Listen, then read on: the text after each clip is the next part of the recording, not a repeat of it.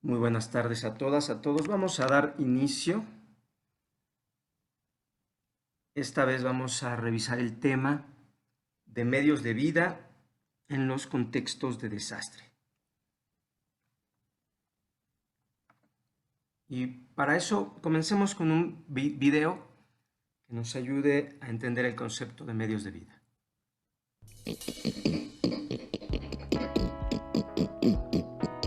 ¿Qué son los medios de vida? Los medios de vida engloban las posibilidades, recursos, actividades y capacidades necesarias para vivir, tener una forma de sustento y generar un ingreso para las familias. Es un enfoque a través del cual se examina la forma en la que las personas organizan su vida para obtener y utilizar recursos con el propósito de satisfacer sus deseos y necesidades, tanto individuales, familiares como colectivas. El enfoque de medios de vida trabaja fundamentalmente sobre 5 recursos, también conocidos como capitales: el capital humano, capital natural, capital financiero, capital físico y el capital social. El ser humano tiene la capacidad, destreza, conocimientos y creatividad para poder combinar los recursos o capitales que va a emplear. Su correcta acumulación y administración otorga a las familias medios de vida sustentables, capaces de hacer frente a situaciones adversas y crisis económicas, y superarlas, preservando y mejorando sus recursos y capacidades sin que ello vaya en detrimento del entorno natural. Las amenazas naturales, bajo un contexto de vulnerabilidad, ponen en riesgo los medios de vida de las familias, causando el deterioro de sus activos. El grado de vulnerabilidad de los medios de vida determinan el nivel de impacto de un desastre. Para afrontar estas amenazas y evitar efectos negativos, se hace indispensable trabajar en la resiliencia de los medios de vida. La resiliencia es la capacidad de un sistema, comunidad o sociedad expuesta a una amenaza para resistir, absorber, adaptarse y recuperarse de sus efectos de manera oportuna y eficaz. Se puede lograr una mayor resiliencia cuando se establecen de manera participativa e inclusiva estrategias de medios de vida como una manera efectiva de afrontar las amenazas y fortalecer los medios de vida. Estas estrategias varían según la combinación y calidad de los recursos y pueden ser reorganizadas como un conjunto de oportunidades y acciones para lograr el sustento diario y optimizar la gestión de recursos para la familia.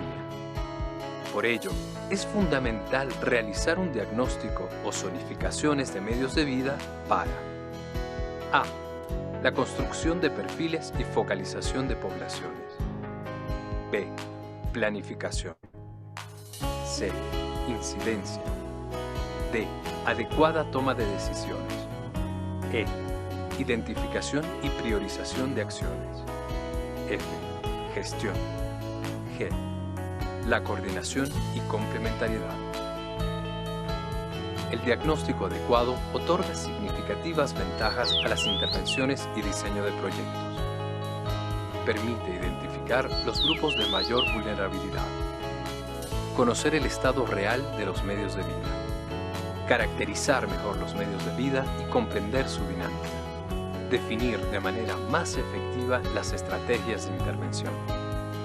Esta definición de estrategias implica comprender la presión de los factores de riesgo sobre los recursos del enfoque de medios de vida, determinando las acciones claves para la ayuda humanitaria durante todo el ciclo de la reducción de riesgo de desastres. Los medios de vida implican la interrelación entre los diferentes sectores y el enfoque aplica tanto en zonas rurales como en urbanas y periurbanas.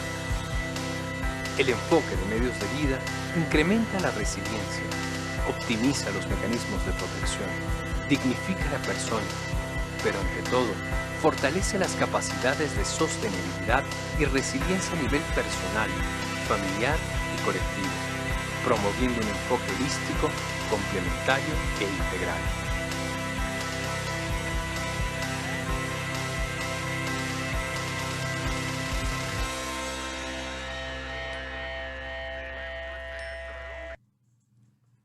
Muy bien, hemos dicho que en la respuesta se tiene que elaborar un programa.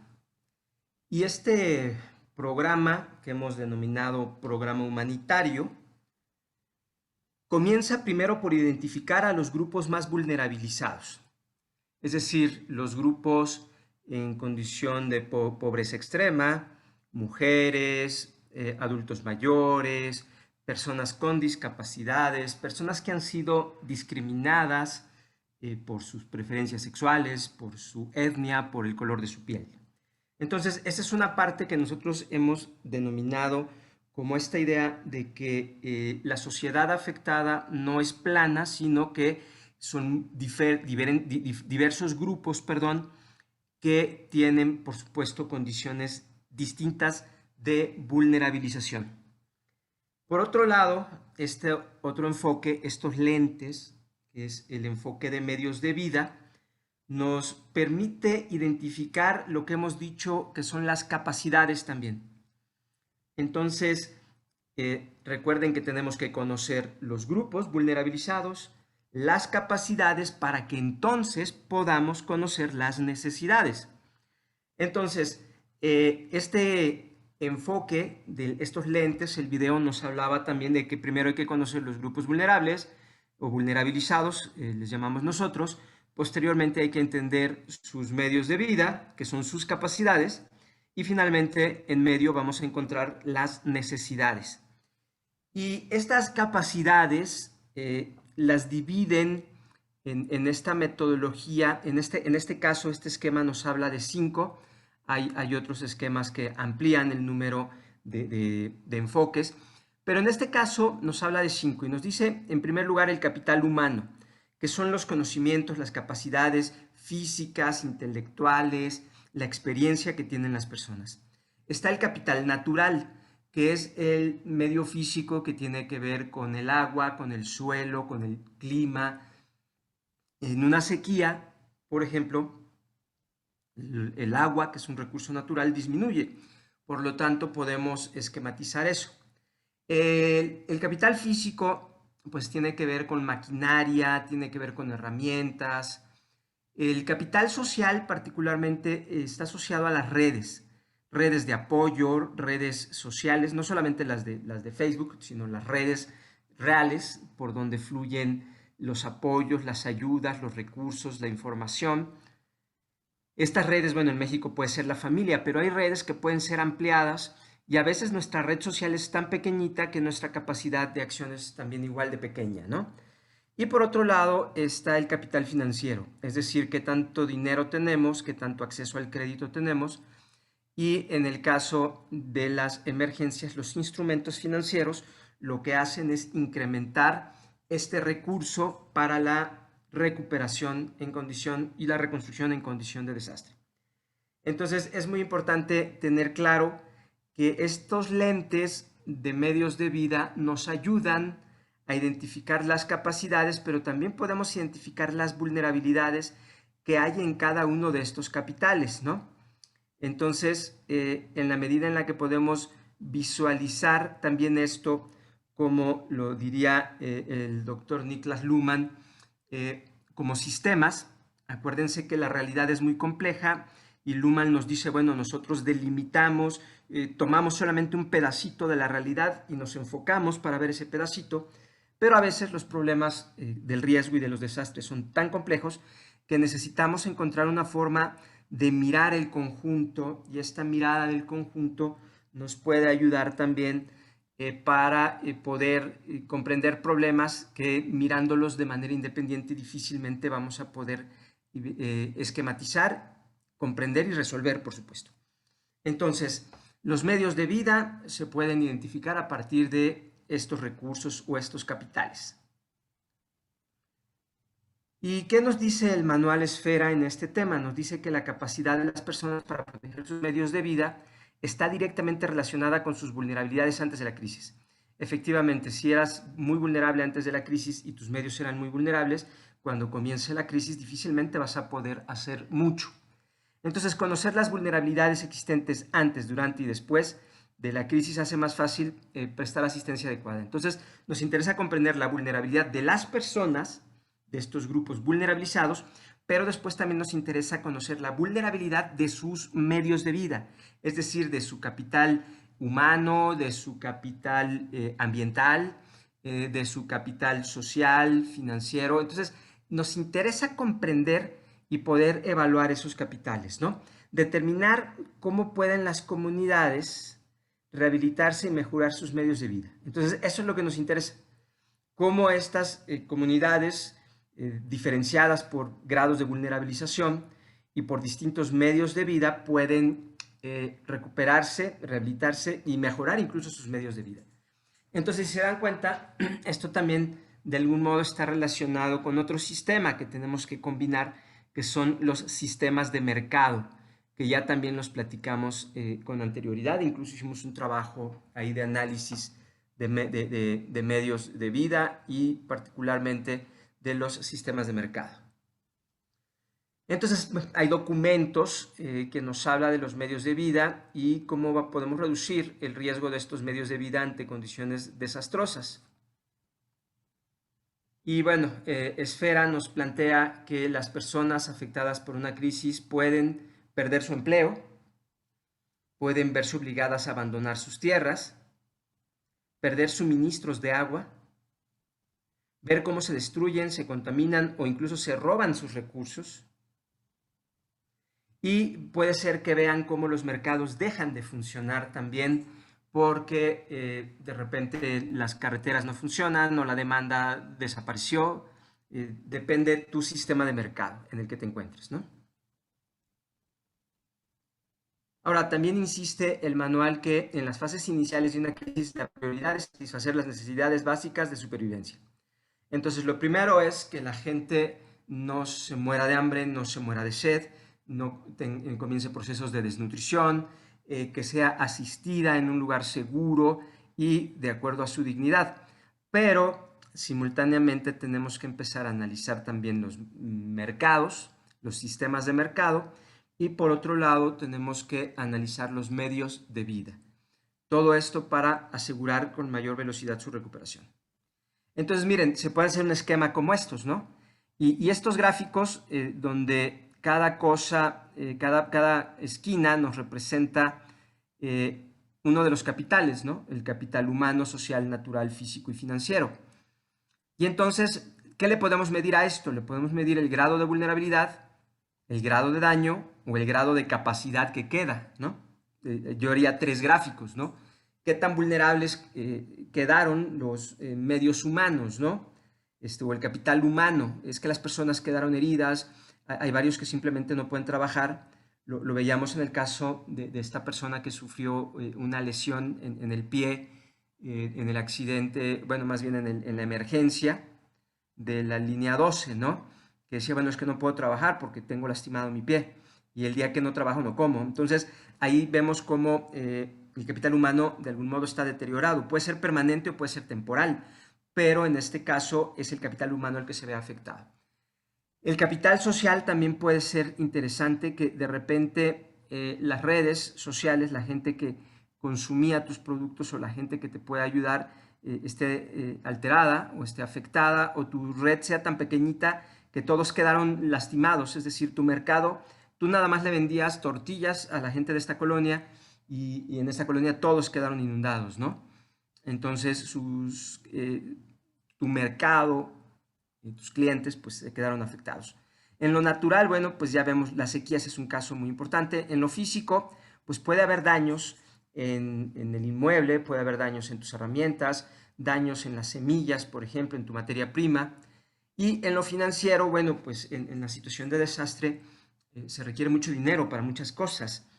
Y de repente puedes decir, bueno, ¿en qué lo gasto? ¿En arreglar mi casa o en recuperar mi taller para volver a tener ingresos? Y entonces se vuelve complicado porque en situación de desastres escasean los recursos financieros. Entonces podemos ver esto y decir, bueno, qué tan vulnerable es cada uno de ellos, y podemos calificarlo para un cierto grupo social, para una familia, para una persona. Todo depende de la escala en la que vamos a trabajar. ¿Qué tanto sufrió daño? Entonces podemos decir, bueno, en lo humano prácticamente la persona perdió una mano. Entonces es permanente y el daño es nivel 5, ¿no? pero resulta que su capital social, su familia y todos los demás están íntegros. Este sería el caso, por ejemplo, de una persona que quedó amputada en la línea 12, ¿no? Él quedó lastimado y su capital humano se redujo, pero su familia y sus redes ahí siguen, ¿no? Incluso pueden crecer con la solidaridad de la población. Entonces, puede uno identificar los daños, las vulnerabilidades y, por supuesto, la capacidad de cada uno de estos capitales, ¿no? Y dice, con el tiempo la rehabilitación de los sistemas, las competencias y capacidades que sustentan los medios de vida también ayudarán a las personas a recuperarse con dignidad. Por supuesto, es muy importante que no haya la asistencia, la seguridad y la vida digna son importantes, pero cuando se nos pasa la asistencia, se convierte en asistencialismo. Una crítica muy fuerte al gobierno actual es que dan asistencialismo, es decir, tú tienes que brindar asistencia a las personas que lo necesitan por un tiempo, de modo tal que ese tiempo termine cuando sus medios de vida han crecido y les permiten mantenerse por sí mismos con toda dignidad, porque ya sabemos que les dan en muchos casos la ayuda a cambio de favores políticos, por ejemplo, y en el peor de los casos, pues se han documentado situaciones en desastres donde los condicionan por favores sexuales, por ejemplo, ¿no? Entonces, la asistencia es peligrosa en situación de desastre y tenemos que brindar la asistencia necesaria y, por supuesto, inmediatamente tenemos que identificar cómo quedaron los sistemas de mercado, cómo están los medios de vida, para ver qué es lo que hay que hacer, cuáles son las necesidades reales para que estas personas se puedan levantar con toda dignidad y no depender de la asistencia. Entonces, aquí es muy claro que la metodología y el manual todo el tiempo nos dice hay que dar asistencia y no caer en el asistencialismo, porque el asistencialismo limita a la gente, mutila las capacidades de las personas. El asistencialismo implica que en vez de desarrollar sus capacidades humanas, sociales, naturales, físicas o financieras, estemos mutilando a la persona y haciendo que dependa mucho más tiempo de nosotros. Entonces, por eso muchos programas de desarrollo te dan apoyos condicionados. Por ejemplo, los programas antes de esta administración, cuando eran verdaderamente programas que no querían caer en el asistencialismo, no quiero decir que no había estas prácticas electoreras, ¿no? Más bien lo que quiero decir es que habían tres condiciones, tú te daban el apoyo a cambio de que la gente desarrollara sus capacidades y tuviera también un empleo y fuera un complemento. Otra, que los niños fueran al médico, es decir, a cambio de que tuvieran salud, que tiene que ver con mantener el capital humano, y que fueran a la escuela, incrementar el capital humano. Entonces, las asistencias condicionadas tienen que ver con condiciones para que mejore tu capital y tus medios de vida, tus capitales y tus medios de vida. Entonces, por eso dicen aquí, vamos a dar asistencia, pero hay que rehabilitar los sistemas de mercado, las competencias de las personas, las capacidades, para que ellos con sus propios medios se mantengan de manera digna. Por lo tanto, aquí nuevamente entramos en esto que hemos revisado desde un principio y lo plantea mucho Esfera, que nuestro propósito es brindar asistencia, protección y garantizar la vida digna. Por lo tanto, la asistencia tiene que terminar cuando se incrementan los diferentes capitales, las capacidades, y las personas pueden mantenerse con su propio esfuerzo. Y nos dice el manual, las respuestas alimentarias y nutricionales deben combinarse con las respuestas en materia de salud, alojamiento, asentamiento y salud. Es decir, tu primera respuesta debe garantizar que la persona tenga salud, alimento, agua y un lugar donde resguardarse que sea seguro, ¿no? Luego también nos dice que es probable que los efectos de la crisis en zonas urbanas sean distintos a las zonas rurales. Por supuesto, en zonas urbanas es muy probable que la gente tenga un empleo o que tenga un pequeño negocio y puede ser este negocio de comercio o de manufactura, Por ejemplo, hacer tortillas, tener una tortillería es una pequeña fábrica de tortillas. Entonces eso es manufactura, un artesano hace manufactura, pero hay personas que solamente compran y lo venden, como, no sé, una verdulería. Entonces hay que identificar los diferentes sectores, pero en los sectores rurales vamos a tener actividades primarias, como la agricultura, como puede ser las actividades forestales, como puede ser la ganadería, ¿no? También es importante identificar la composición y el nivel académico, es decir, dentro del capital humano, cuáles son los estudios que tienen las personas, así como las competencias y las discapacidades. Esto está enfocado particularmente al capital humano, entonces podemos decir que pues, esta persona tiene una discapacidad y no puede caminar, y esta otra persona pues no tiene estudios, y esta otra persona pues simplemente nunca ha hecho un trabajo manual. Entonces eso es lo que nos ayuda a identificar las diferencias también en el capital humano, ¿no? Y esto pues por unidad familiar, determinar hasta qué punto pueden participar cada persona en diferentes actividades económicas, ¿no? Entonces sí es muy importante que podamos identificar en este caso el capital humano. Veamos otro video.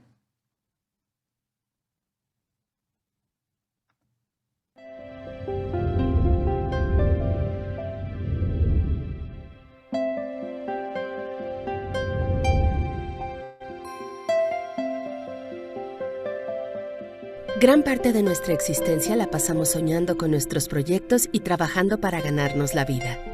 Hay miles de actividades cotidianas destinadas a conseguir el sustento. A estas las llamamos medios de vida. Los medios de vida son un eje que mueve todos los días a las personas y le dan forma e identidad a cada hogar y a cada comunidad. Cuando todo va bien y los medios de vida están garantizados y protegidos, los proyectos personales y familiares progresan. Pero cuando ocurre un desastre, los medios de vida se ven afectados y hay que trabajar para que las personas, especialmente las más vulnerables, puedan recuperarlos. Yo soy Ada, soy trabajadora humanitaria y quiero entender mejor lo que implica proteger, fortalecer y recuperar los medios de vida. En tiempos de crisis, los mecanismos de resiliencia, es decir, la capacidad de las personas para afrontar y recuperarse de las crisis, varían según sus culturas, lugares y situación personal. Voy a pedir a Gina y Jay, líderes comunitarios que han vivido situaciones de crisis, que nos guíen a través de un recorrido. Ellos nos van a mostrar los problemas que han enfrentado en las distintas regiones que existen en Enteria, un país muy diverso. Por esta ciudad pasó un huracán. Pero en Indea la vida puede renacer. Aquí se comenzó a trabajar en la recuperación de los medios de vida inmediatamente después de que ocurrió el desastre. Recibir ayuda eficiente es clave para las personas afectadas por las crisis humanitarias, como la ayuda en efectivo que fue entregada en Indea, la cual sirve para comprar artículos de primera necesidad y la entrega de vales que pueden cambiarse por herramientas o semillas. Esto también apoyará el comercio local. La situación que se vivió en Indea muestra que es vital que las familias, la sociedad civil, los gobiernos, asociaciones y organizaciones humanitarias trabajen juntos y sitúen los medios de vida en el centro de la respuesta humanitaria, con el fin de protegerlos de manera integral y comenzar lo antes posible la recuperación. Este lugar es tan árido. La estación de lluvia se retrasa de nuevo y se lucha para almacenar agua y sacarle el mayor partido al ganado, que es lo que da de comer a la población de Gobe. Estupendo. Aquí se ha conseguido fortalecer las capacidades de los pastores y ya saben cómo procesar y vender la leche en el mercado semanal. Ahora estas familias serán más resilientes ante las sequías recurrentes, ya que sus medios de vida se han visto reforzados con el aprendizaje de nuevas técnicas de producción y comercialización. Cuando vengan las lluvias, sabrán cómo almacenar el agua y tenerla disponible cuando escasee. En Gobe, además, se ha trabajado aprovechando al máximo el contexto natural sin dañarlo, haciendo un uso adecuado de los recursos naturales. Cuando se actúa de forma eficiente, como en este caso, las personas fortalecen sus medios de vida y están mejor preparadas para afrontar cualquier crisis.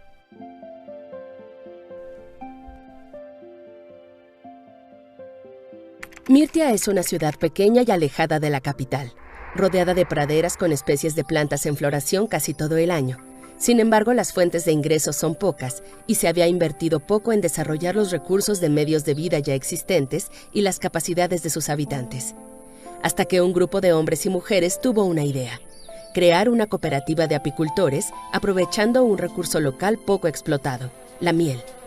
La cooperativa está funcionando. La venta de miel y algunos de sus derivados como el polen está mejorando y se está convirtiendo en una importante fuente de ingresos. Para poner en marcha la cooperativa, los emprendedores de Mirtia solicitaron formación y han recibido por parte de un organismo local conocimientos administrativos, de marketing, de producción y conservación de derivados de la miel. Mientras la cooperativa y la producción de miel prosperan, hay que buscar otra fuente de ingresos, por lo que algunas familias de la cooperativa han decidido que uno de sus miembros aprenda a coser para poder trabajar en un taller local. Aunque el trabajo de costura es algo nuevo para ellos, es importante diversificar las fuentes de ingresos. De este modo, se asegura el sustento hasta que el sueño de la cooperativa esté plenamente funcionando. En San Gil, donde la agricultura es el principal medio de vida, la patata es un cultivo sagrado y constituye la base de su alimento desde hace siglos.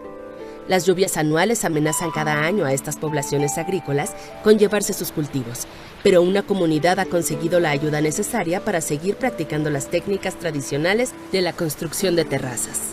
Esta técnica siempre ha funcionado, transmitiéndose de padres a hijos y permitiendo además una mejor adaptación al cambio climático.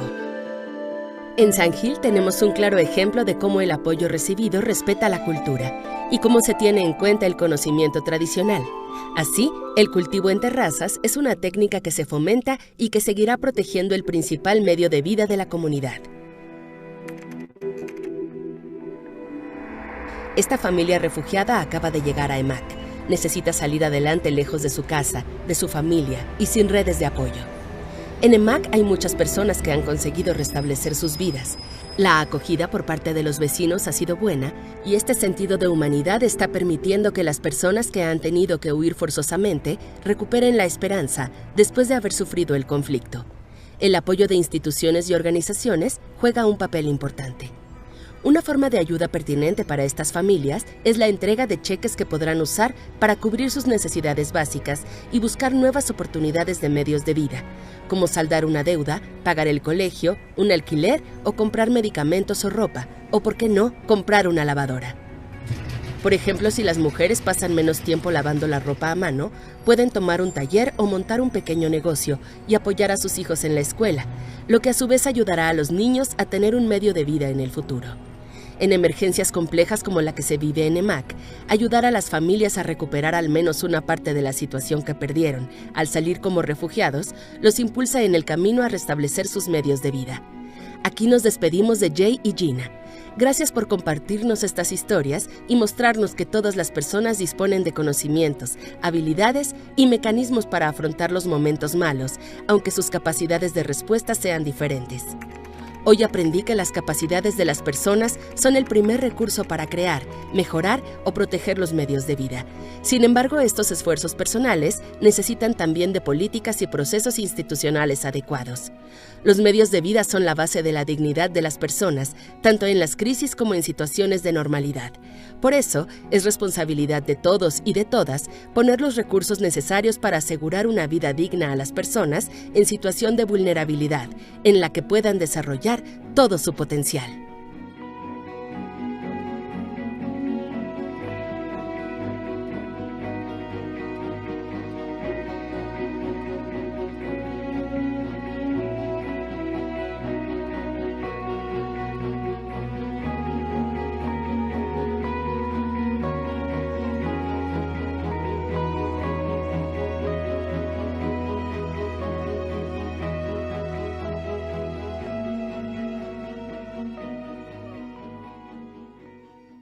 Como verán, esta iniciativa de la Cruz Roja ya está funcionando. Incluso pueden ustedes buscar medios de vida Colombia, medios de vida Perú, Chile, incluso en México ya se están realizando trabajos sobre estos aspectos, ¿no?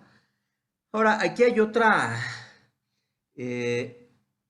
forma de ver lo mismo de Gaillard, 2009, que nos muestra, perdón que esté en inglés, pero en la parte de arriba ustedes pueden ver que nos habla de recursos naturales, recursos humanos, recursos sociales, recursos físicos, recursos financieros, y al último nos habla de recursos políticos.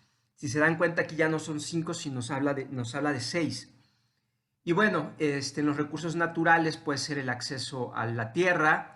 En el caso de los recursos humanos, pues tiene que ver con la salud, con conocimientos, por ejemplo.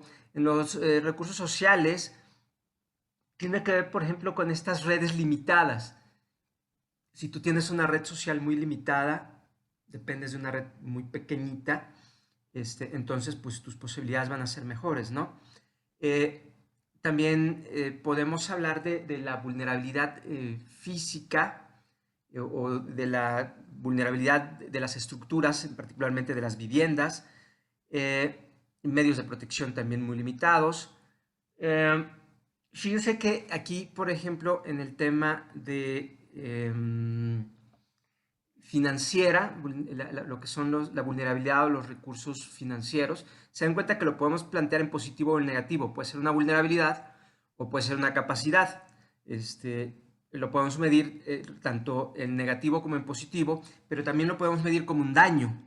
Por eso yo les decía hace rato que ese esquema que tenía 6 lados, 5 lados, en este caso tiene 6, lo podemos medir en positivo como capacidad, en negativo como vulnerabilidad, y lo podemos medir después de que ocurrió algo, una evaluación de los daños, ¿no? Y en cuanto a lo político, qué tan representados están, qué tanto acceso tienen al poder, a las decisiones y, por supuesto, a los servicios de vida, ¿no?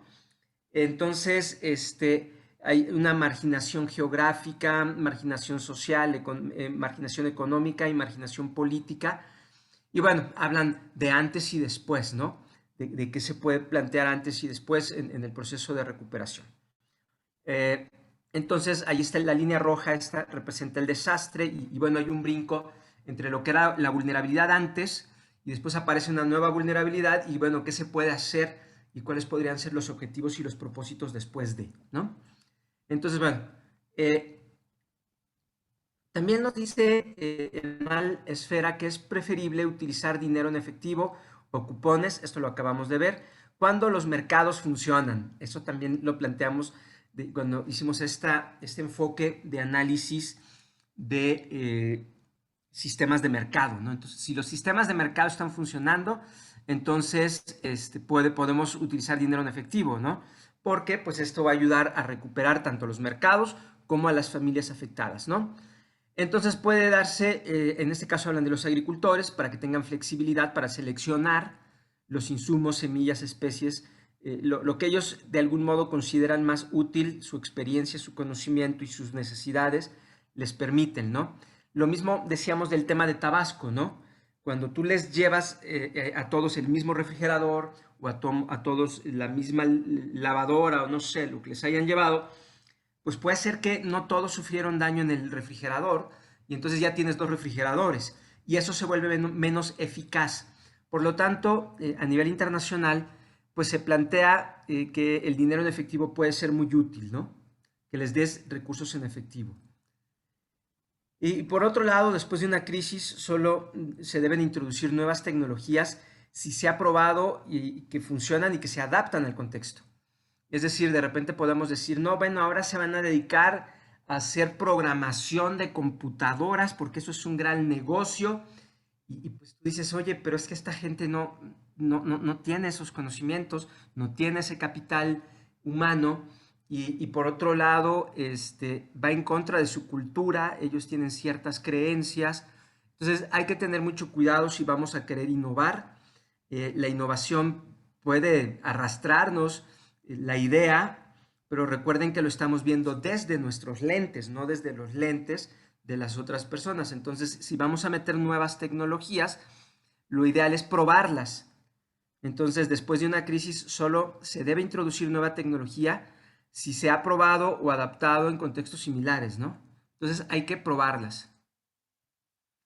Por otro lado, favorecer insumos ganaderos apropiados a nivel local y variedades de cultivo locales que ya se utilicen y de las que haya demanda para la temporada que viene, ¿no? Entonces, algo importante aquí es, bueno, lo enfoca el manual mucho al tema de agricultura porque también lo vincula con seguridad alimentaria, ¿no? Agricultura y ganadería, lo agropecuario. Sin embargo, esto aplica para otro tipo de medios de vida, ¿no? Entonces, no tratar de imponer, más bien si se va a proponer algo nuevo, algo que pudiera mejorar, primero hay que consultarlo con las personas, primero hay que buscar tener ahí cierta análisis con ellos y que lo acepten, ¿no? Sí, lo que dice aquí Reyes, que hay que brindar asistencia y capacitar. Bueno, es brindar asistencia e incrementar los medios de vida. Capacitar incrementa, por supuesto, el tema del capital humano, pero a veces pueden requerir dinero, a veces pueden requerir que se rehabilite un ecosistema. Entonces, hay que tener mucho cuidado con lo que tratamos de implementar, ¿no? Yo les platico una cosa, cuando hicimos nosotros el sistema de alerta temprana para Iztapalapa, hubo una primera aplicación que hicimos vía teléfonos inteligentes, vía smartphones. Y en una de las colonias, en Ciudad de México, de repente me sorprendió un poco darme cuenta que un gran porcentaje de las personas que vivían ahí eran personas de la tercera edad y casi ninguno de ellos usaba smartphones o teléfonos inteligentes. Entonces tuvimos que cambiar la estrategia porque lo estábamos viendo desde nuestros lentes. Cualquiera diría, en la Ciudad de México todo el mundo ya trae un teléfono. Nos esforzamos y compramos y además ya están más baratos los smartphones. Pues resulta que muchas de estas personas de la tercera edad, a pesar de vivir en Ciudad de México, a pesar de tener ciertos recursos, pues no les agradaba la idea y muchos de ellos no se habían animado a comprar un smartphone, ¿no? Entonces hay que tener mucho cuidado, por supuesto, de estar analizando eso, porque a veces nosotros nos vamos con nuestra idea y no necesariamente lo que la gente piensa. Y lo mismo aplica para los medios de vida. Entonces hay que escuchar y hay que estudiar muy bien, hacer inteligencia de medios de vida antes de tomar una decisión, ¿no? También hay que tener cuidado que pueda haber conflictos y competencia por los recursos naturales, como la tierra o como por el agua. Entonces, si tú de repente propones algo que va a incrementar la explotación de un recurso que es escaso, entonces lo que va a haber es que se van a generar problemas, incluso puede haber violencia por ese motivo. Entonces, por eso hay que calificar el capital ambiental. Este capital ambiental es grande, es pequeño, se ha reducido por la sequía, la tierra es poca, la tierra se ha deforestado, ha perdido suelo, se ha erosionado. ¿Qué características tienen el capital ambiental en este caso que pudiera limitar una acción? Es decir, si de repente decimos todos, aquí son pesqueros, pues vamos a comprarle a todo mundo lanchas y resulta que la gente ni sabe pescar y cuando salgan, pues hay una cantidad limitada de producción de peces, incluso hay vedas donde de repente dicen ya no pueden ir a sacar más pescado y entonces eso podría generar, por ejemplo, conflictos, ¿no? Entonces, hay que tener mucho cuidado y aquí hay que evaluar, por supuesto, el capital ambiental, saber de qué tamaño es ese capital antes de tomar una decisión. Vamos a ver otro video.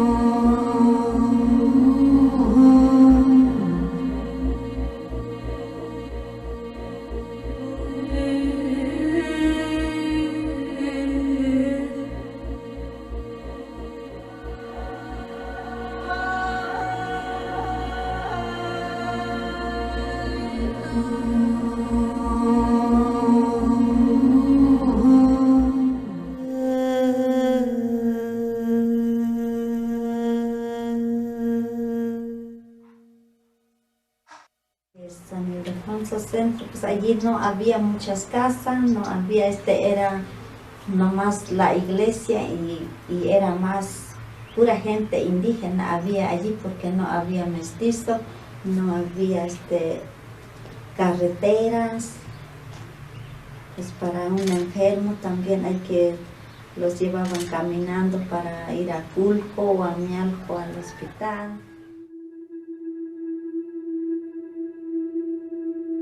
San Ildefonso Tultepec es una comunidad cuyo entorno agroecológico es un entorno pues bastante hostil en términos de fertilidad, en términos de disposición de agua, en términos de suelo adecuado para la agricultura, en un contexto bastante ya deforestado, porque la deforestación viene desde el siglo XIX. Actualmente nos platica don Hipólito y doña Macedonia los aconteceres y podríamos decir que ellos naturalizan sin duda las formas que en su momento tenían en sus familias cuando ellos eran niños.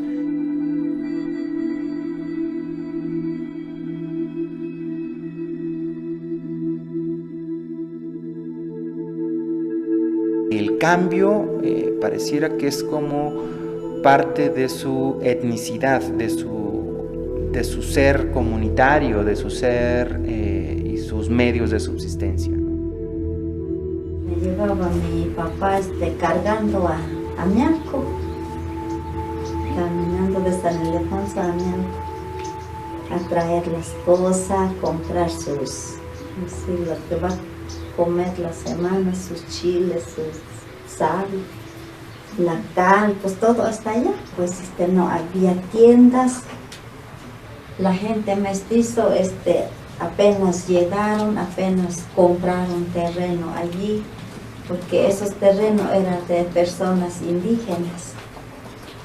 Ahorita ya de que me acuerdo, pues ya ha habido muchos cambios. En las primeras décadas del siglo pasado, realmente dependían de su propia capacidad de recolectar productos silvestres y producir sus propios alimentos. Si en un momento dado la cosecha no era lo suficientemente buena, existían hambrunas. ¿Estás haciendo memelas?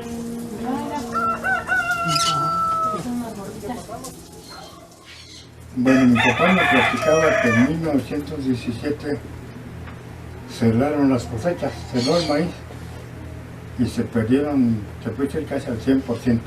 Y hubo una hambruna. La gente tuvo que recurrir a comer algunas hierbas y creo que hasta algunos árboles para poder subsistir raspa de maguey, que lo sacan la miel y luego ves que le rapan. Esa la introducían en pues algo que tuvieron por ahí un poquito de cebada o algo para hacer tortillas, atoles. No había maíz, estaba la mujer muy pobre y para darle de comer. Los papás a los hijos pues tenían que inventar la inteligencia de desgranar las espigas verdes y pues vamos a hacer tortillas. Porque mi mamá nos daba unos tacos en la mañana, pero ya a las 11, 12 nos comíamos los tacos. Pero ya a las 4 o 5 ya tenía bastante hambre y ya no tenía que comer. Entonces me iba a los canales de riego y allí nació una hierba que, ahí tenía su nombre, pero la conocemos como minda. Sabe casi a cilantro. Y me ponía yo a cortar por puños y a comer.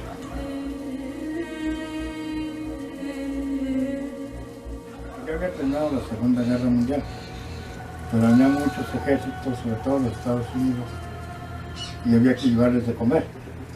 Inventaron la famosa fiebre aftosa, que de hecho mi papá me platicaba que aquí nunca hubo eso, pero se decía eso, que inventaban, y entonces todo el mundo tuvo que llevar a sacrificar su ganado a un lugar que se llama el matadero y que actualmente existe todavía. Otro pequeño problema. Eso nada más duró una temporada, se puede decir, a lo mejor un año, no sé. En 1918 resulta que ya hubo bastante producción de maíz. En 17 estuvo en el 18 hubo mucho maíz, pero llegó la famosa gripa, en donde murieron por miles de gente, donde se quedaban casas vacías.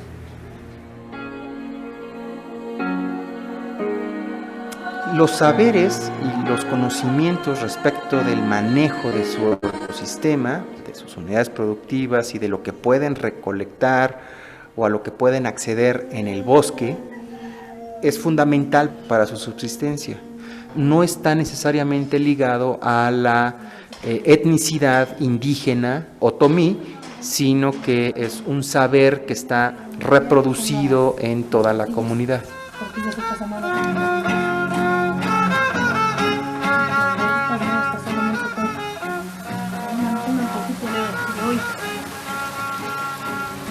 Aguacero, pues ahí venimos todos mojados, ¿sí? Y los animales se echan a correr porque sienten el aguacero, se echan a correr.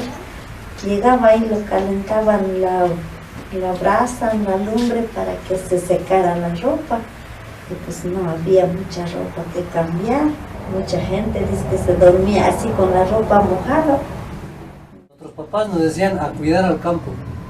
Y ustedes regresan con los animales entumidos o como se pueda, pero tienen que regresar con ellos. Y luego nos atracaban en el Y luego se crecían los arroyos y no había manera ni puentes. Entonces algunas personas usaban la inteligencia de que amansaban un toro y se subían en él y se agarraban bien para que pasaran nadando y poder brincar y no soltarse ni para nada porque se iba a marronear el vaquero. A veces lo que sí me asustaba también eran los rayos. En tiempo de aguas había muchos quelites, había nopales y había coconueces y calabazos. Pero ya para el tiempo de seca no tenía. Nomás que mi mamá los había cultivo. Entonces cortaba los calabacillos y los cayotes medianos y los hacía rajas y los ponía a secar. Y para marzo, abril, que no había ni qué comer, ella tenía su almacén, algo de miel. Y aparte la cera, con eso hacíamos velas. Ceras que le llaman, pues, para usarnos en la noche y para festejar algunas fiestas, pues. No existe una separación entre familias mestizas y familias ñoño. No existe una diferenciación en los medios de vida a los que recurren para subsistir. En estos primeras décadas del siglo pasado no existe. No se diferencian en un mayor acceso a la educación, en la elaboración de sus prendas, porque ambos grupos étnicos elaboran también sus propias prendas, nada más que unos son del estilo mestizo occidental y los otros son tradicional otomí.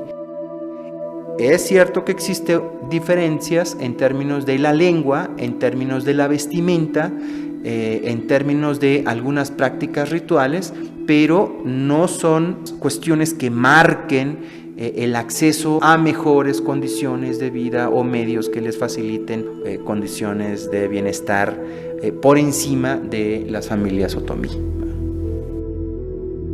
Mi mamá tenía amigas indígenas que la invitaban al convivio. Sí.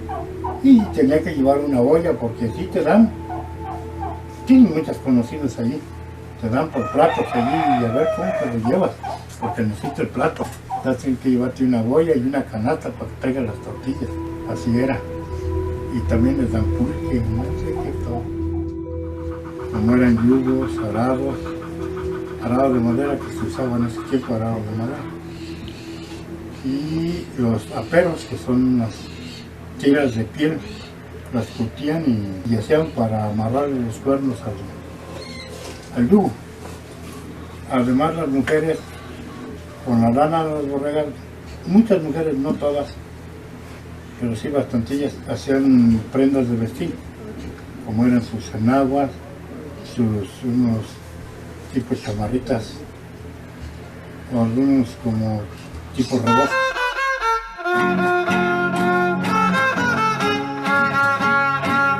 Los conocimientos y los saberes, las prácticas, están reproducidas en toda la comunidad, independientemente de que sean mestizos, independientemente de que sean indígenas, hablantes de castellano o hablantes del otomí.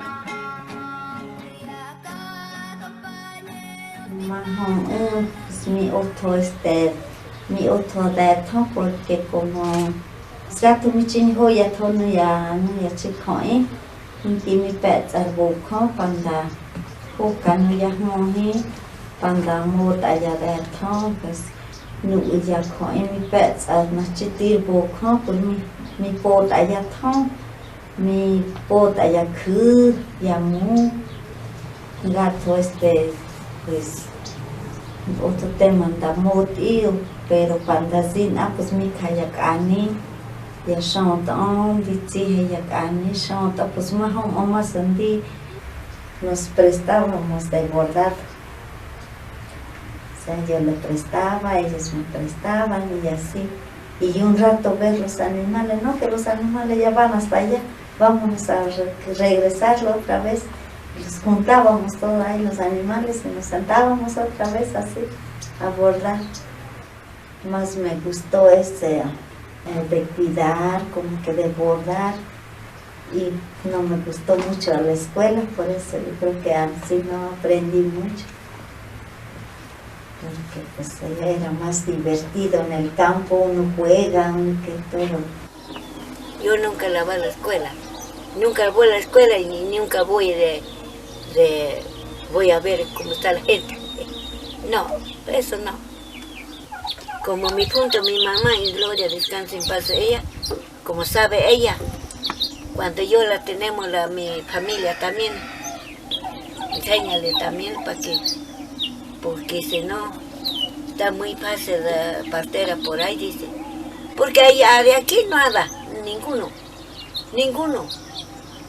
Únicamente yo siempre llega la gente. Como algunas mujeres, al momento no delata la bebé, viene más pronto.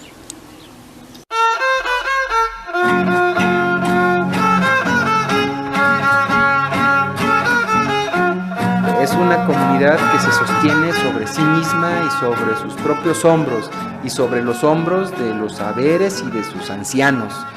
Es una comunidad que para sobrevivir necesariamente recurre al saber de la partera, recurre al saber del anciano, que él sabe cómo guardar las semillas, al saber de la abuelita, porque ella es la que dice cómo se puede tratar una enfermedad, un catarro, un dolor de cabeza. Es una comunidad que depende de sí misma, están muy dispuestos al cambio, y señal de que están tan abiertos al cambio, y así nos lo comprueban nuestro trabajo de investigación, que, bueno, las cosas han cambiado.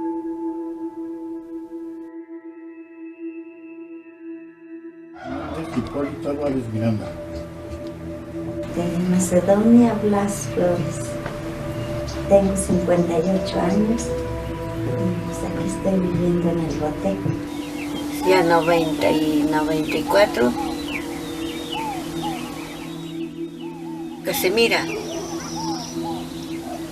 Casemira, Pimeña y González.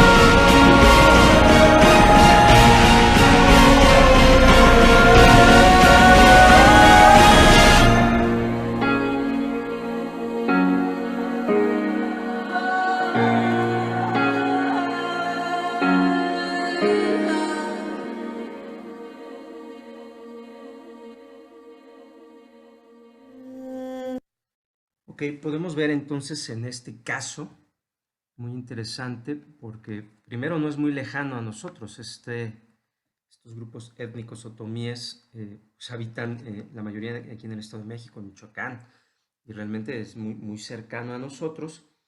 Pero vemos cómo a lo largo de esta historia reciente, ellos fueron viendo dos cosas: la pérdida de su capital ambiental, particularmente los bosques, y también la llegada de la modernidad. Entonces pierden su capital ambiental, hay migración de personas mestizas, que por lo que se entiende no fueron violentadas, al contrario, fueron recibidas bien. Entonces estas personas y el proceso de deforestación para una comunidad que, como ellos lo mencionan, sabían vivir y recolectar del bosque. Y bueno, los que conozcan estas zonas, el centro ceremonial otomí y toda esa región, a la fecha siguen recolectando del bosque, particularmente los hongos, y hay diferentes tipos de hongos, que por cierto son muy sabrosos. Y bueno, entonces esta pérdida del bosque, de su capital ambiental, comienza a reducirse. También se pierden parte de sus recursos materiales. Hablan de que llegó la fiebre aftosa y lo recuerdan como si ellos lo hubieran vivido apenas, ¿no? A mí me llama la atención que temas de 1918 ellos los tienen muy presentes y ninguno de ellos se ve que tenga la edad para haber vivido en 1918, porque mencionan de la gripe española, la llegada de la gripe española en 1918, cuando estaban prosperando los cultivos y entonces viene la gripe española, y hablan de cómo en su entorno hay cierto temor a los rayos, a la crecida de los ríos. Otra parte muy interesante es que hablan de hambrunas, hablan de que pasaban hambre, de que tenían que buscar algunas hierbas para alimentarse, y su relación en esta generación con la escuela. Cuando comienza el estado de bienestar en México, donde el Estado asume una responsabilidad en la educación, en la salud de las personas, pues llegan las escuelas y dicen: a mí no me gustaba la escuela, yo prefería las actividades tradicionales, bordar, cuidar los animales. Pero también habría que pensar qué impacto podría tener, lo vimos en la sesión pasada, el hambre y particularmente la desnutrición en sus capacidades cognitivas y en los impactos que ellos tienen para la educación y para su capacidad de educarse, ¿no? Entonces, bueno, este es un caso relativamente cercano y no está asociado necesariamente a un desastre, sino que habla de un proceso de deterioro, un proceso de cambio también con la modernidad, y al mismo tiempo habla de ciertos eventos como sequías, como heladas, que matan los cultivos, estas epidemias humanas y animales, la fiebre aftosa para los animales que tuvieron que sacrificar, las epidemias humanas, y cómo al pasar del tiempo pues se van adaptando a los cambios y ya las siguientes generaciones pues estudian más, se preparan más, vemos que hay electricidad, drenaje y otras condiciones. Sin embargo, esta generación en particular que nos está hablando en este video, pues se ve que la pasó bastante mal entre este cambio de su hábitat y pérdida de su capital ambiental y ese trabajo para desarrollar nuevo capital humano con nuevos conocimientos, con nueva educación para otras actividades, ¿no? Entonces, bueno, sigamos viendo lo que nos dice el manual. Y nos dice el manual también que bueno, hay que considerar a las mujeres y a los hombres afectados en la planificación, en la decisión, en las decisiones, en la ejecución, en el seguimiento de la respuesta de producción primaria. Y bueno, en el desastre también hay que considerar a las mujeres y podrán decir algunas de las chicas: oiga, ¿y por qué pone mujeres cocinando?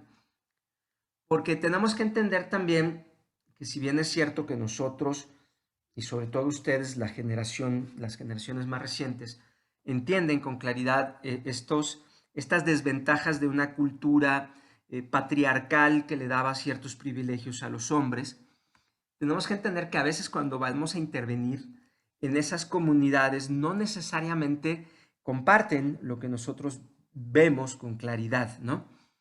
Y entonces hay que buscar espacios donde tanto hombres como mujeres elijan participar, sobre todo si vamos a dar empleo temporal y vamos a pagar trabajo por dinero en estos desastres, pues hay que implicar tanto a hombres como a mujeres y hay que tener mucho cuidado de determinar de acuerdo a su cultura, de acuerdo a la condición en la que encuentran ellas esta lucha por la emancipación y por los derechos de las mujeres, pues no es el momento de hacer una revolución, es a lo que me explico. Si bien es cierto que tal vez no estemos del todo de acuerdo, y además debo decir que los hombres cocinamos mejor porque tenemos mejores papilas gustativas que las mujeres,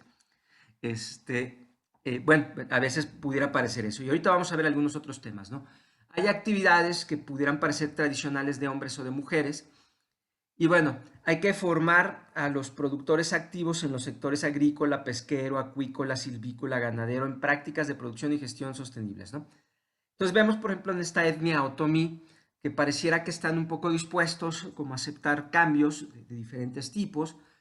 Hay una cercanía a la Ciudad de México, entonces eso hace que lleguen estos cambios, estas ideas de los cambios culturales que nos hacen falta para buscar igualdades. Entonces tal vez aquí ocurra un poco con mayor facilidad en ese tipo de etnias, pero habrá otras que sin duda no van a aceptarlo con tal facilidad. Lo que sí es que tenemos que ver cuáles son dentro de su cultura las actividades productivas que las mujeres desempeñan o han desempeñado y cómo potenciarlas y cómo a partir de ellos, partiendo de sus conocimientos, de sus medios de vida, fortalecerlos de una manera más amplia, ¿no? Hay que tener energía, hay que considerar que se requiere energía para muchas de estas actividades. Por ejemplo, la alfarería pues requiere un horno donde se va a cocer posteriormente estas piezas. Recordemos el caso de Tabasco, donde los alfareros decían, bueno, es que está inundado y entonces no tenemos acceso a la arcilla, ¿no? al fango, a la tierra que utilizamos para este tipo de actividades, ¿no? Entonces hay que ver que estén los recursos completos y que estos recursos, por ejemplo, si vamos a promover la alfarería, pues de dónde obtienen la madera o el combustible, ¿no? Porque puede ser que estén deteriorando el medio ambiente a cambio de una actividad productiva que a lo mejor no va a ser sostenible. Cuando pensemos en mejoras hay que considerar la introducción de variedades de cultivos mejoradas, de especies de ganado o pescado, nuevas herramientas, fertilizantes, prácticas de gestión innovadoras y sobre todo sostenibles, pero hay que tener cuidado de que sean aceptadas por las comunidades, ¿no? También cuando se introduzcan nuevas tecnologías hay que facilitar que las comunidades realicen consultas, reciban información y capacitación. Ya lo decía Reyes hace unos minutos, se requiere capacitación y esto es para desarrollar el capital humano, ¿no? Y bueno, ha habido muchas estrategias que buscan, entre otras cosas, por supuesto, incrementar los medios de vida para mujeres y niñas, ¿no? ¿Y por qué? Pues porque finalmente son agentes de cambio para las mujeres, ¿no? Entonces hay que garantizar el acceso a grupos en riesgo de discriminación. Para empezar, mujeres, las personas adultos mayores, las minorías étnicas, raciales, con preferencias sexuales y, por supuesto, las personas que tienen alguna discapacidad.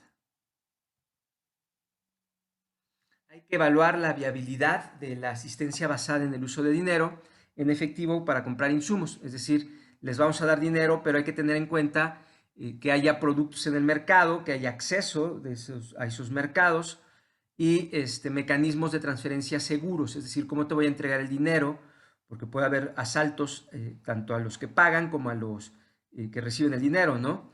Y que sea asequible y sensible al género, ¿no?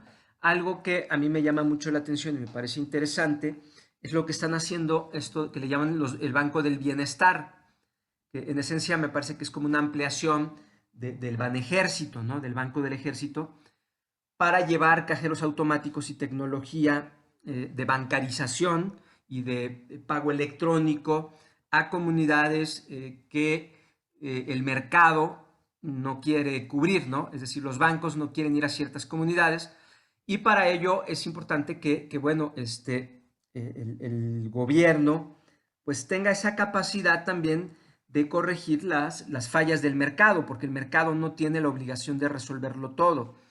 Entonces el mercado pues va a colocar cajeros donde sea negocio para ellos, pero los lugares donde no es negocio pues, y que se necesita para la población, para mejorar esos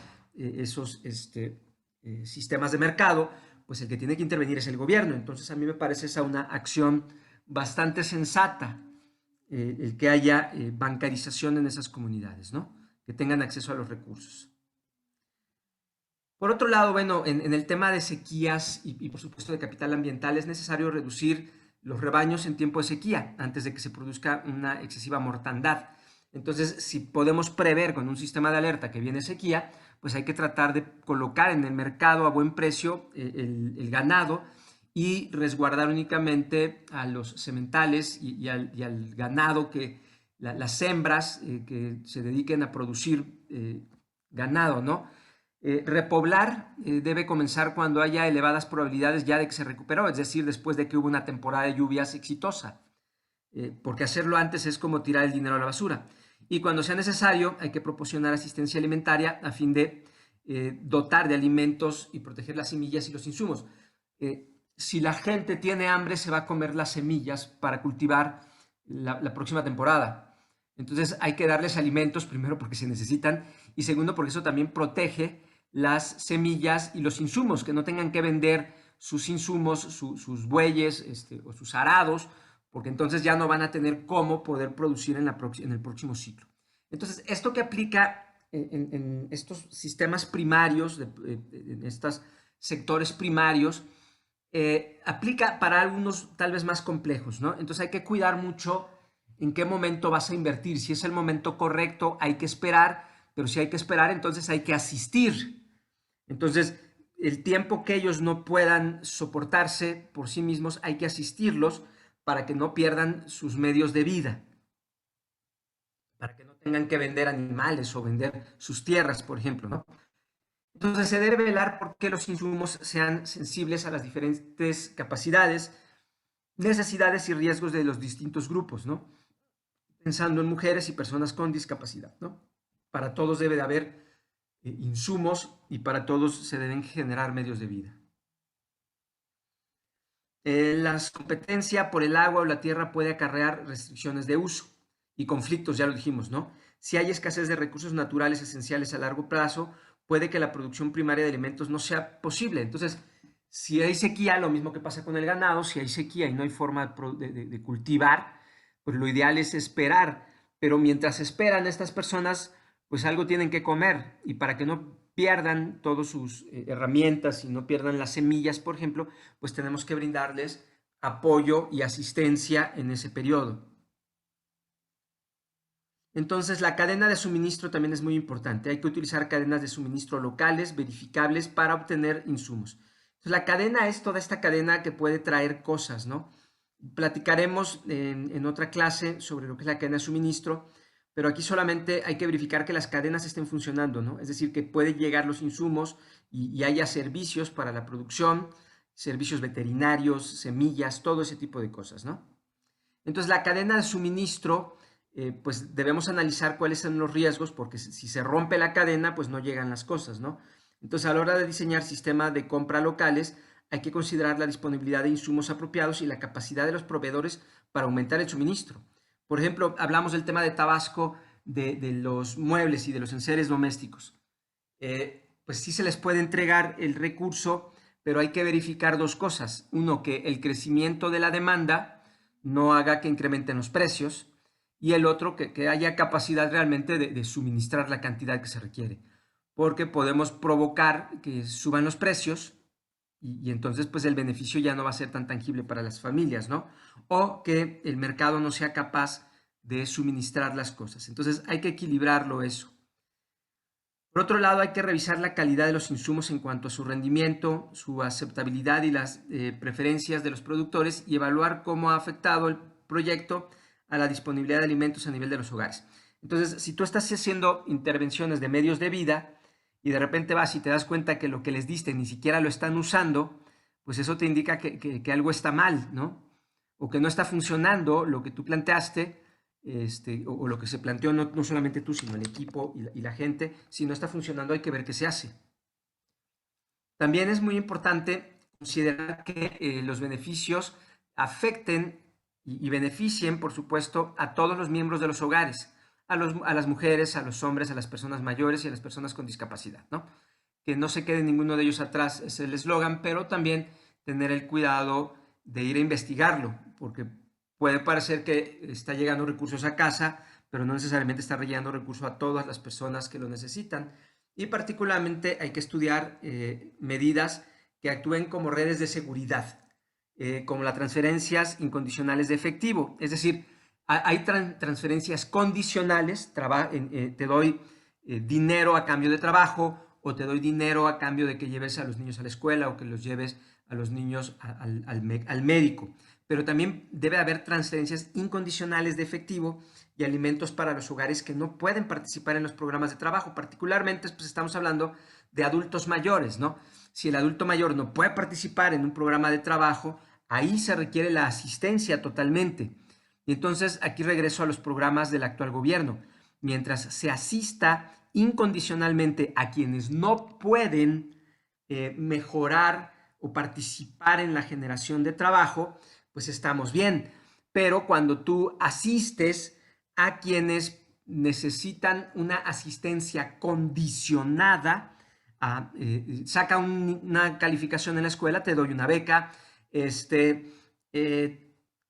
trabaja y te doy a cambio de tu trabajo, te doy un recurso de empleo temporal, y hay casos donde de verdad es incondicional, es decir, no es incondicional, y aquí las redes, para hombres y para mujeres, particularmente adultos mayores es el ejemplo, pueden participar en la generación de ingresos, ¿no? Entonces, habrá quienes sí puedan hacerlo, ¿no? Hay que preguntarles si ellos tienen algo que pueda integrarse o ser parte de sus activos y mezclarse en un sistema de mercado, pues entonces no importa la edad que tengan, pero eso tenemos que tener mucho cuidado si es que ellos desean participar también en las actividades productivas, ¿no? No me imagino a esa señora pues haciendo ese trabajo, ¿no? Por supuesto. Entonces, antes de implantar un programa de trabajo remunerado, es decir, empleo temporal, hay que realizar un estudio del mercado. Los pagos deben realizarse en efectivo o con alimentos o con una combinación de ambas, y deben hacer posible que los hogares con inseguridad alimentaria satisfagan sus necesidades, ¿no? Entonces hay que pagar lo suficiente. Y aquí vemos, bueno, también mujeres que pueden incorporarse a actividades que habitualmente se llaman actividades masculinas, ¿no? Entonces, el poder adquisitivo, la entrega de dinero en efectivo puede tener efectos multiplicadores positivos para la economía local, pero también puede provocar inflación en artículos esenciales. Entonces, decía yo el caso de los enseres domésticos. Para que tú puedas aceptar darle dinero a los tabasqueños para que compren sus muebles, pues también tienes que tener un acuerdo con toda la cadena, el mercado de muebles, y decirles que, bueno, al primero que se le aplique, se le encuentre que subió los precios con Profeco, entonces lo sacas totalmente del programa a cualquiera que se pase de listo, ¿no? Ahí puedes hacer un cierto control, pero en otros casos, pues no, porque puede ser de repente productos esenciales que suban de precio y porque hay mucha demanda, ¿no? Entonces, este trabajo a cambio de pago puede servir para hombres y para mujeres, y por supuesto que hay que tener en cuenta que tanto hombres como mujeres tienen obligaciones en su hogar y en su familia. Entonces hay que hablar periódicamente con las personas afectadas, incluso con hombres y mujeres, por separado. Ya lo hemos dicho, hay que hablar aparte para conocer sus preferencias y prioridades en relación con la generación de ingresos, las oportunidades de obtener dinero en efectivo por trabajo y otras necesidades del hogar y de la familia. ¿Por qué digo esto? Porque está muy padre esto de acá. Pero ¿qué tal que esa señora tiene la doble jornada, ¿no?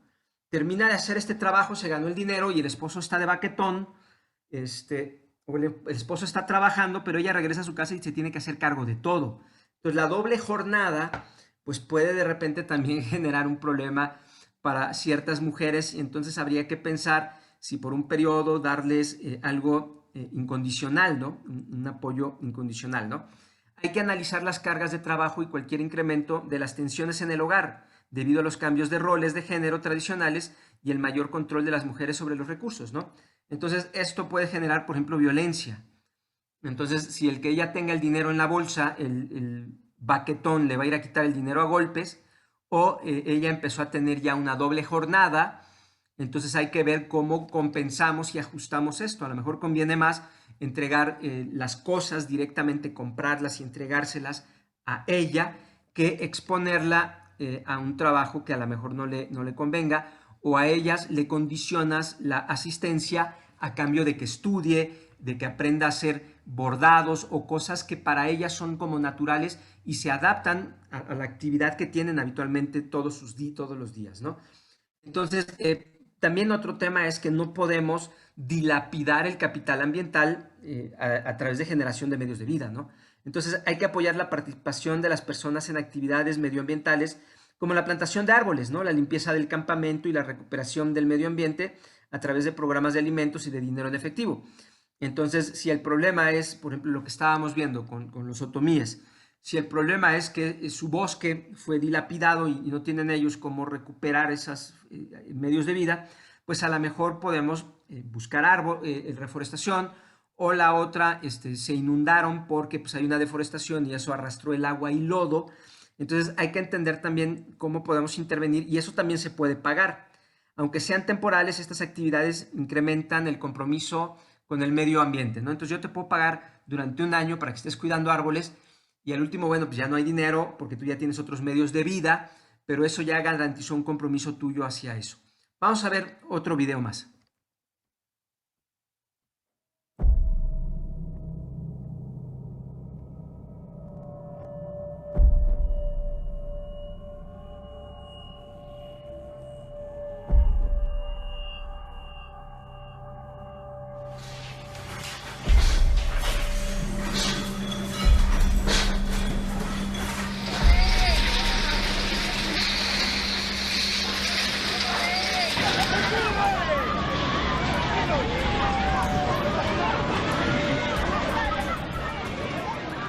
Tipo 8 de la noche empezó el terremoto y ahí salimos todos arrancando, antes ya que se saliera el mar. Yo estaba en mi casa queda a una cuadra siguiente aquí, en Libertad. Ahí estaba con mi nieto y salimos a los 5 minutos, salimos arrancando inmediatamente sin que me avisaran, sin que ninguno, sino que por iniciativas propias. Así que dejamos todo en lo que estaba, dejamos los 2 autos que tenía yo, dejé toda mi casa y de ahí no supe más hasta el otro día. No, se metió todo el mar. Mamá, se metió todo el mar, se metió todo. En la camioneta me sonó el alerta de tsunami de la ONEMI y me devolví a buscar a mi señora. Cuando estábamos cerrando acá, porque vino a buscar a mi señora, aparece el agua en la esquina. Corrimos hacia la camioneta y no alcanzamos a llegar. Mi señora se aferró a un poste y yo quedé entre el poste y la camioneta porque lo que me interesaba a mí era llegar a ver a mi nieto que estaba dentro de la camioneta solo. Gracias a Dios dejé las 2 puertas abiertas de la camioneta cuando vino a buscar a mi señora y el agua pasó y movió la camioneta. Con que está cerrada con mi niño, con mi nieto adentro, se va en la primera ola. Aparecimos al día siguiente, tipo 8:30 de la mañana, ya no teníamos nada, ni casa, nada de lo que uno puede habitar. Y ahí no hay como palabras como describir o decir lo que uno siente en ese momento. No sabíamos nada de lo que había pasado hasta que como a las 2 de la mañana bajé con mi hijo, mi marido, y vimos que aquí ya estaba todo destrozado, estaba el agua hasta la mitad de la casa y me hizo tirar todo. Yo quedé sin nada. Después, como a las 11 de la noche, bajé al sector y fue impactante ver lo que había sucedido porque no había quedado nada. Yo llegué aquí mismo al sector y no había quedado nada. Incluso yo llamé a mi vecina, que Hilda Palma, y le contaba lo que había sucedido. Y ella me decía, me acuerdo yo bien, que me decía no, si mañana llegamos a hacer aseo y lo paramos ahí, pero yo le contaba que no había quedado nada de nada, cero. Cuando uno ve el desastre no te imaginas la magnitud, en el minuto. Más después te das cuenta que te saquean tu local. Sabiendo la magnitud del problema que viviste, que sufriste, te encuentras que te habían saqueado gran parte de tu local. Entonces uno después ya no mira la dimensión de lo que te sacaron, sino que cómo quedó el local. Y uno dice, ¿cómo empiezo? ¿Cómo parto? ¿Cómo continúo si perdí todo? Mi casa está destruida completa, no quedó ni una cuchara. Yo soy jubilado, tengo 73 años. Que me acuerdo, güey.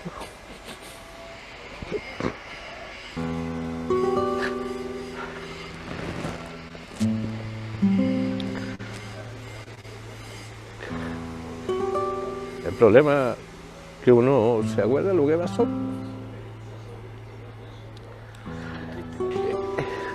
En el momento no lo asimila, ¿me entiendes? Lo único que quiere es pararse, ¿no?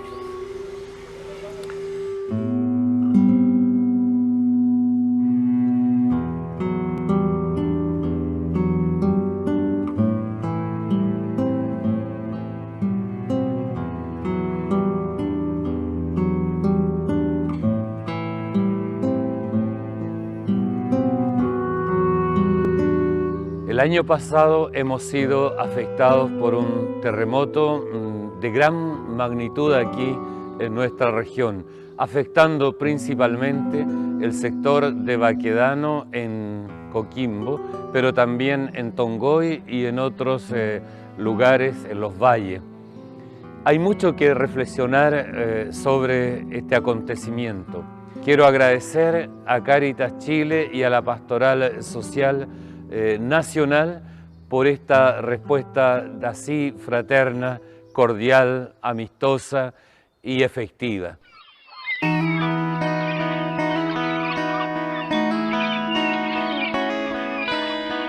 Cáritas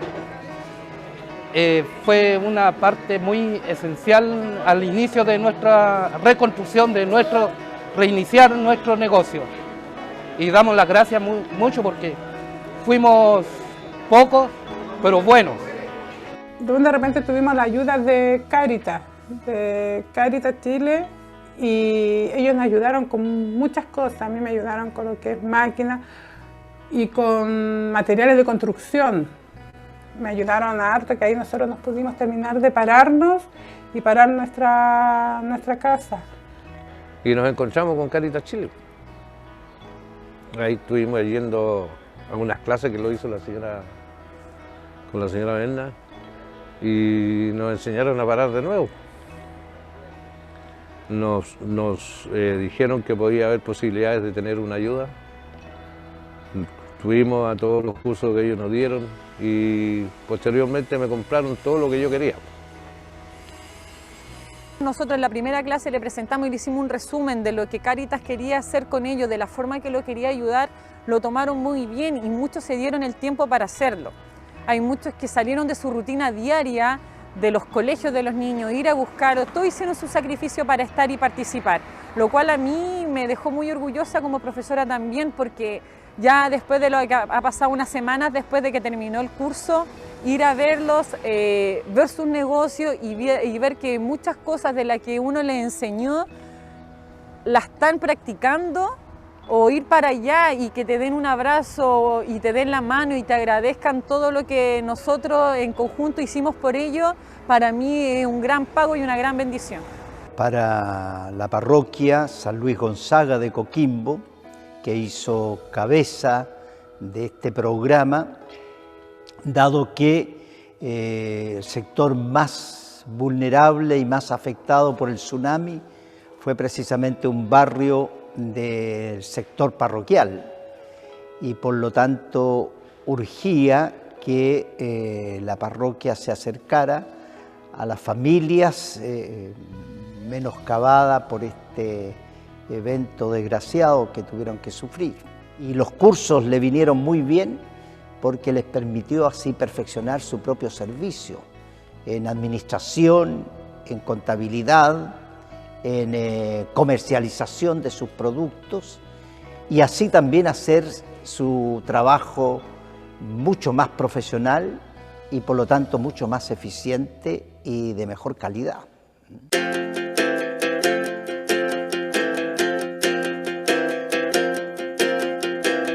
Y gracias a Caritas Chile estamos parando nosotros de nuevo y empezando de nuevo.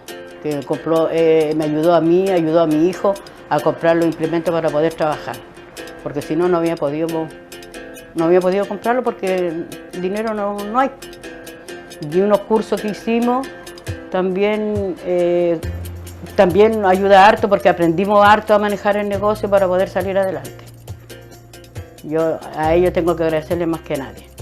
Cuando estuvimos con el arzobispo en Serena, él nos hizo ver que esta ayuda era del extranjero, venía de Alemania, de Estados Unidos, de Italia, y que gente anónima que uno no sabe que atiene, que aportó un granito de arena tan lejos para que nosotros pudiéramos renacer. ¿Cómo emprendía? ¿Cómo subía? Yo decía, ¿qué hago? ¿Qué hago con esto?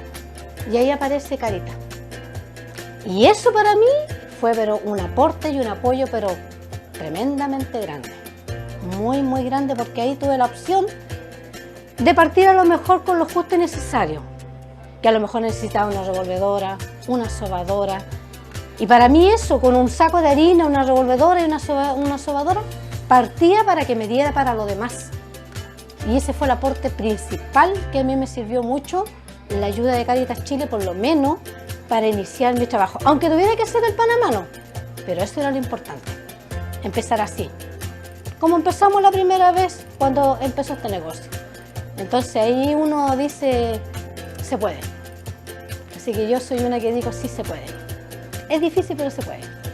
Recibir esta noticia, esta buena noticia por parte de Caritas Alemana, que nos permitiría ayudar en forma mucho más concreta y con una cierta proyección a nuestra gente.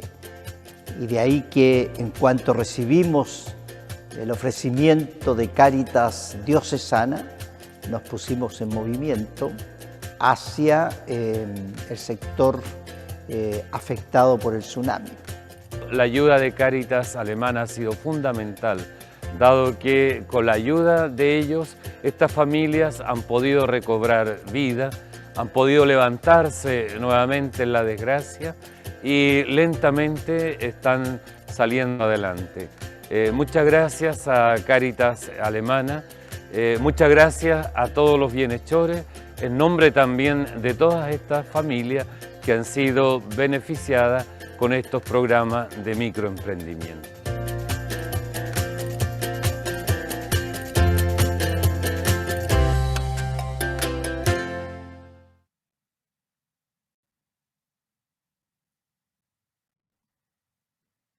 Ok, entonces, ¿qué podemos aprender de este ejemplo de intervención de Cáritas? En primer lugar, podemos regresar a nuestro esquema. En este caso usamos el de 5, ¿no? De los diferentes elementos de los medios de vida y los diferentes capitales. Entonces, si nosotros revisamos un poquito, podemos ver que, en primer lugar, el capital social se incrementó con las redes sociales.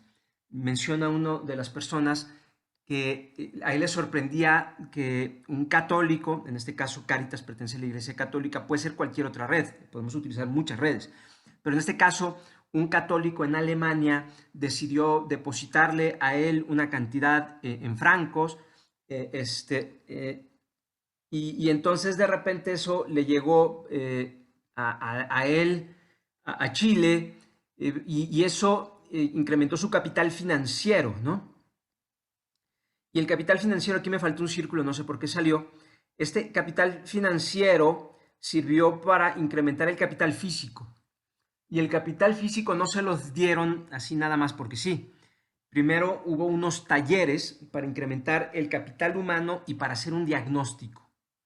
Es decir, ¿qué es lo que realmente necesitan? Decía una de las señoras, yo necesito una batidora y una no sé qué, como le llaman los chilenos, me imagino es una batidora y una mezcladora, no sé, para hacer sus postres. Y el señor muy tierno, el mecánico, que de repente dice, bueno, yo de repente a mi edad, siendo una persona adulto, jubilado, pues se me vino el mundo abajo, perdí todo. Y eso es muy interesante porque cuando hablamos de que las personas de la tercera edad deben considerarse con cuidado, es porque hay trabajos para los que no están aptos y hay trabajos para los que están aptos. El señor se ve fuerte, el señor tiene su taller mecánico y lo único que le falta es herramientas y un poco más de conocimiento de cómo administrar mejor su negocio. Pero ahí tenemos un ejemplo de 76 años y el señor ahí está con su capital humano intacto y completo para poder ganarse la vida y mejorar su calidad de vida. Entonces, una vez que ellos hacen este análisis y hacen esta capacitación, que me imagino tuvo que ver también con lo psicológico, esta mujer que dice, impresionante, dice, bueno, y si tengo que batir a mano, lo vuelvo a hacer como la primera vez. Entonces, es volver a hacer lo que ya hiciste una vez, pero con toda la experiencia de haberlo ya hecho. Y si te va a implicar un mayor esfuerzo, bueno, estás dispuesto a eso. Entonces, construir esas fortalezas psicológicas también es parte del capital humano. Una persona deprimida, una persona mal alimentada, una persona que no tiene la esperanza de poder volver a levantar y echar para adelante, pues no va a ser lo mismo, ¿no? Entonces, ¿por qué les platico todo esto? Pensando ahorita un poco en el tema de Cáritas. Decía la Madre Teresa de Calcuta, si el programa es bueno, decía ella, si el dinero es tu problema, no te preocupes, no hay dinero. Entonces, habitualmente no vamos a tener el dinero. Pero decía la Madre Teresa, muy sabia, decía, pero si el proyecto es bueno, y ella le agregaba, y Dios lo bendice, el dinero va a llegar. Entonces, ¿qué es lo primero que necesitamos? Porque ustedes algún día seguramente van a estar enfrente de uno de estos casos. Y entonces es probable que no haya dinero en el presupuesto o no te lo quieran dar, pero eso no significa que no puedas incrementar esa red social para poder atraer el recurso y incrementar el capital humano, buscando quien te ayude a capacitar en microemprendimiento o emprendedores a estas personas y un psicólogo o psicóloga que te ayude. Y entonces puedes crear tu propio clúster, un clúster de medios de vida que estudie particularmente los casos más vulnerables o los más sensibles, ¿no? Y entonces puedes intervenir. Y a lo que voy es a que no comiences pensando que si no te dan primero el dinero no puedes hacer nada, porque esa es una mentira. Lo importante es entender el problema, analizar los capitales y ayudar a intervenir de una manera más efectiva, comprendiendo el problema de verdad. Y bueno, dice la guía, el manual Esfera, dice hay que desarrollar pequeñas y medianas empresas y microempresas. Entonces las incubadoras de empresas y tecnológicas pueden proporcionar capital financiero y oportunidades de transferencia de conocimiento. Entonces aquí vimos cómo hubo una transferencia financiera, alguien les consiguió el dinero, alguien les regaló el dinero, pensando en la otra materia de instrumentos financieros. ¿Puedes conseguir dinero regalado? La respuesta es sí, pero para eso tienes que tener transparencia, tienes que tener algo muy bien armado. ¿Y puedes transferir conocimiento? La respuesta es sí. Y a veces podrás conseguir eso con alguien a quien contrates y para eso necesitas también conseguir el dinero.